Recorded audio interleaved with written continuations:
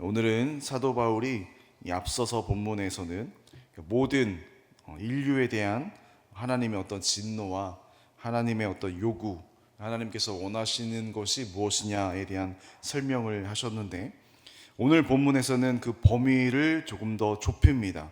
바로 유대인이라 불리는 사람들을 특정하면서 이들의 죄를 드러내는 본문입니다.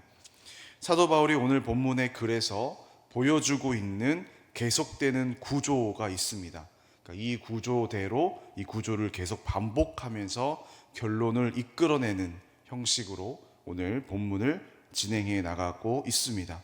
이 구조는 총 3개로 나눕니다. 바로 명제, 그 다음에 질문, 그 다음 결론입니다. 먼저 명제를 던지면서 지금 상황은 어떠한 상황이냐, 요지가 무엇이냐를 밝히고, 그리고 질문을 던집니다. 유대인들에게 질문을 던지면서 너희 삶을 돌아보게끔 하고요. 마지막 결론을 통하여서 유대인들아, 그래서 너희는 죄인이다 라는 결론을 이끌어내는 구조로 명제, 질문, 결론의 순서로 계속해서 진행되고 있습니다. 오늘 본문은 크게 2가지의 유대인들의 죄를 꼬집고 있는데요. 17절에서 24절까지는 명제, 질문, 결론 구조를 사용하여서 유대인들의 율법의 문제를 다루고 있습니다. 그리고 동일하게 명제, 질문, 결론 구조를 사용해서 이번에는 25절에서 29절까지는 유대인들의 할례 문제에 대해서 이야기를 하고 있습니다. 먼저 17절에서 24절까지의 유대인들의 율법의 문제를 다루는 본문인데요. 명제를 먼저 이야기를 합니다. 사도 바울이 말하는 명제는 17절에서 20절까지가 명제입니다. 우리 핵심 구절인 20절만 한번 읽어보도록 하겠습니다. 20절 말씀 함께 읽겠습니다. 율법에 있는 지식과 진리의 모본을 가진 자로서 어리석은 자의 교사요 어린 아이의 선생이라고 스스로 믿으니. 네, 바울은 먼저 그 유대인들에게 만연하게 깔려있는 그들의 현 상황, 그들의 상태를 보게 함으로써 명제를 던집니다. 유대인들 스스로 가진 그 자의식의 상태를 말해 주는데요. 유대인들은 자신들이 하나님의 뜻을 안다고 이야기하고, 우리는 선한 것을 분별할 줄 안다고 자부를 합니다. 그리고 스스로 빛의 교사의 역할을 하고 있다라고 자부를 합니다. 이는 유대인들이 가졌었던 그 우월주의, 그 선민의식을 보여주고 있습니다. 그래서 이들에게 바울은 질문을 던집니다. 21절에서 23절까지가 사도 바울이 이들에게 던지는 질문 부분입니다. 우리 함께 21절에서 23절까지의 말씀을 한 번 더 읽어보도록 하겠습니다. 시작. 그러면 다른 사람을 가르치는 네가 네 자신은 가르치지 아니하느냐? 도둑질하지 말라 선포하는 네가 도둑질하느냐? 간음하지 말라 말하는 네가 간음하느냐? 우상을 가증히 여기는 네가 신전 물건을 도둑질하느냐? 율법을 자랑하는 네가 율법을 범함으로 하나님을 욕되게 하느냐? 네, 계속되게 유대인들에게 질문을 던지고 있죠. 질문의 요지는 이것입니다. 너희가 스스로 유대인임을 자청하면서, 너희들이 스스로 훌륭한 교사라고 말하면서 너희가 이 같은 죄를 범하느냐라는 질문을 던지고 있는 것입니다. 너희가 그렇게 율법을 자랑하면서 너희는 왜 율법을 범하느냐라는 질문이죠. 이 질문 후에 24절에서 바울은 이렇게 결론을 맺습니다. 24절도 함께 읽겠습니다. 시작. 기록된 바와 같이 하나님의 이름이 너희 때문에 이방인 중에서 모독을 받는도다. 저는 오늘 이 말씀을 이렇게 적용해 보고 싶습니다. 기록된 바와 같이 하나님의 이름이 너희 때문에 이방 사람들에게 모독을 받고 있다. 오늘날 말씀을 믿는 목사를 포함한 모든 그리스도인들이 왜 세상 사람들에게 모독을 받고, 왜 세상 사람들에게 질타를 받고, 왜 세상 사람들에게 인정을 받지 못하고 있는 그런 상황이 깔려 있는 것일까? 오늘 방금 읽은 24절의 말씀, 이 말씀대로 우리가 이 성경 말씀을 믿는 종교를 가졌음에도 어쩌면 우리가 이 성경 말씀대로 살지 못하기 때문에 세상 사람들로 하여금 우리의 모습을 보았을 때 우리가 오히려 하나님의 이름을 더럽히고 하나님의 이름을 영광되게 하지 못하고 하나님의 이름을 모독되게 하고 있는 그러한 그리스도인들의 행동, 그리스도인들의 모습이 있지는 않을까. 그래서 이 구절을 통해서 오늘 우리의 모습을 좀 되돌아보게 만드는 하나님의 말씀이 될 수도 있겠다라는 생각을 갖게 되었습니다. 오늘 이 말씀이 사도 바울이 그 로마의 유대인들을 향해서 질타한 편지글이지만 오늘 우리의 모습도 되돌아보게 만드는 하나님의 말씀으로 오늘 이 시간 이 말씀도 우리가 받아들이셔서 우리의 삶을 한번 점검해 보시고 우리 안에는 유대인들과 같은 모습은 없었는지, 율법을 자랑하면서 율법을 어기는 모습들, 우리가 말씀대로 살면서 말씀을 굳게 믿으면서 말씀대로 살지 못하고 있는 우리의 모습들 또한 되돌아볼 수 있는 그 말씀이지 않을까 생각을 해보게 됩니다. 두 번째 단락은 이제 유대인들의 할례 문제를 다룹니다. 동일하게 명제를 던지고 질문을 던지고 결론 순서대로 이루어지고 있습니다. 명제는 이제 25절입니다. 25절 말씀을 함께 또 읽어보도록 하겠습니다. 시작. 네가 율법을 행하면 만일 율법을 범하면 네 할례는 무할례가 되느니라. 이스라엘에서는 이 할례를 하나님과 맺은 언약의 표시로 여겼었습니다.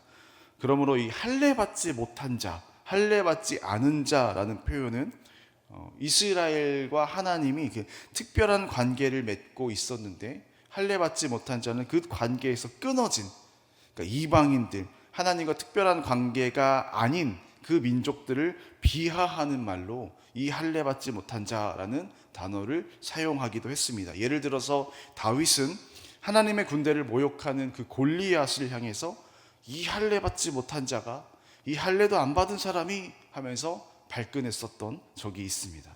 즉 할례는 이스라엘에게는 매우 중요한 증표 중에 하나였습니다. 그런데 바울은 오늘 이런 명제를 던지는 거죠.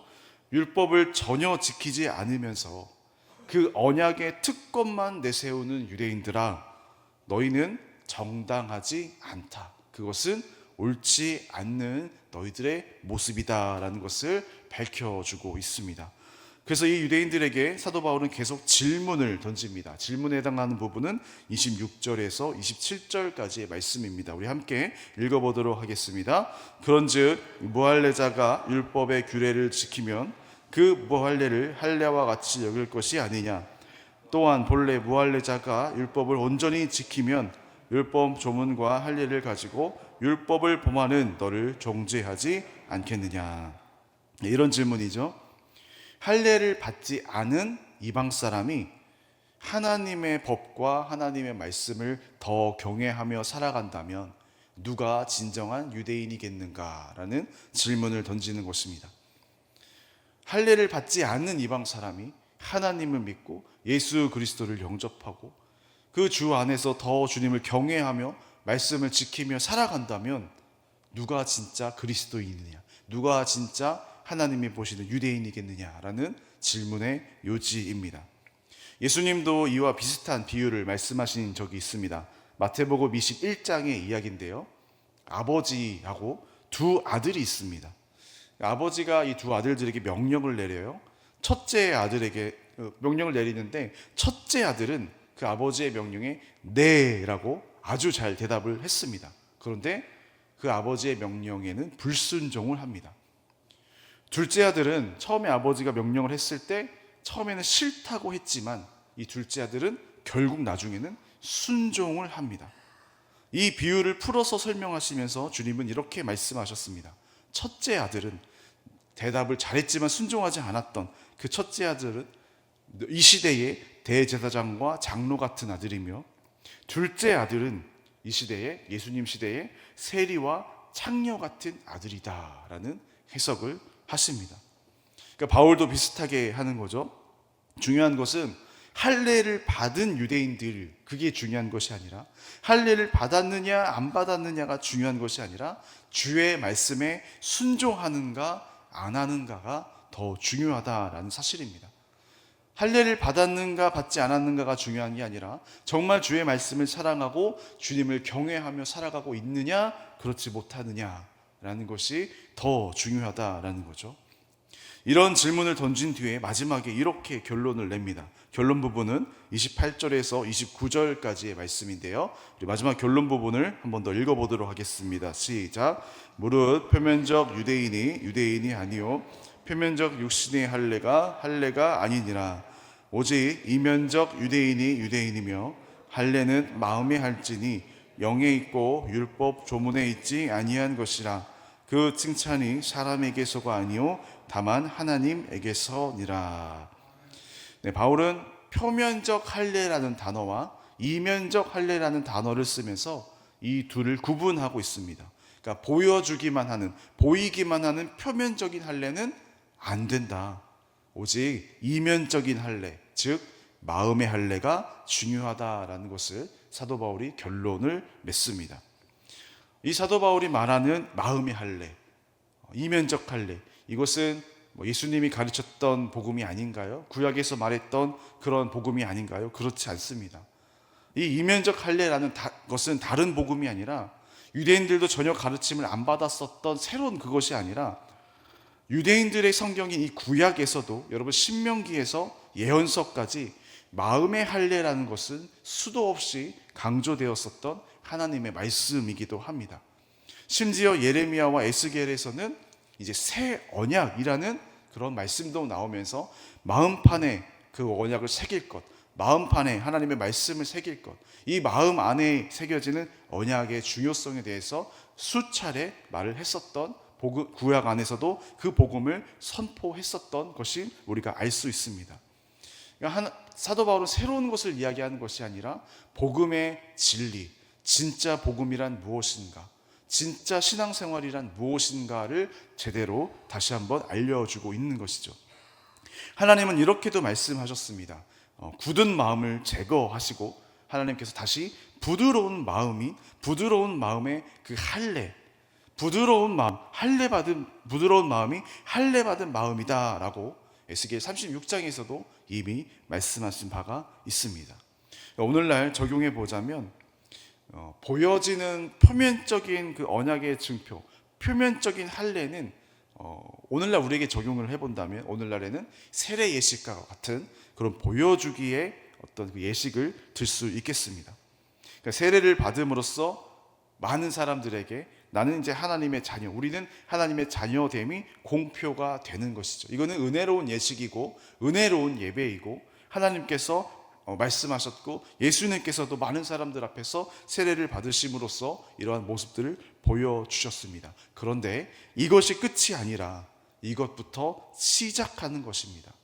우리가 세례를 받았다면 이제는 마음의 세례로 받고 날마다 우리가 주님을 경외하며 날마다 주님을 닮아가는 삶을 살도록 더욱더 노력하며 나가야 되는 것, 더욱더 말씀 붙잡고 말씀대로 살려고 몸부림치면서 나아가야 하는 것, 이것이 우리 그리스도인들의 삶이다라는 사실입니다.